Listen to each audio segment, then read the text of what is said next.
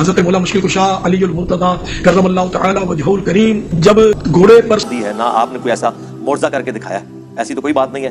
اس کے الٹ بخاری مسلم میں ملتا ہے کہ تم میں سے کسی کی استطاعت ہے کہ وہ ایک رات میں تہائی قرآن پڑھ لے۔ صحابہ نے کہا کہ کون اس کی استطاعت رکھے گا؟ تو آپ نے فرمایا سورہ اخلاص پڑھ لو، یہ تہائی قرآن کے برابر ہے۔ تو وہاں تو کسی صحابی نے نہیں کہا کہ امام حنیفہ نے ایک ٹانگ پہ 15 سپارے پڑھنے بعد میں خانہ کعبہ میں کھڑے ہو کے اور دوسری ٹانگ پہ 15 سپارے پڑھنے۔ امت کے اندر بڑے عابد جو چند گزرے ہیں ان میں سے امام حنیفہ رحمہ اللہ تعالیٰ زندگی میں 55 حج کیے شخص، اور ایک حج کے موقع پر وہ خانہ کعبہ کے متولی کے پاس گئے جس کے ہاتھ میں چابی ہوتی ہے شابی خاندان کے۔ کہنے لگا میری درخواست یہ ہے اگر آپ اجازت دیں تو میں کعبے کے اندر جانا چاہتا ہوں۔ اسے تالا کھول دیا۔ امام حنیفہ رحمہ اللہ تعالیٰ اندر چلے گئے، ایک ٹانگ اوپر اٹھا کر کے قرآن کریم کی تلاوت شروع کی، آدھا قرآن پڑھا، ایک ٹانگ پر کھڑے ہو گئے۔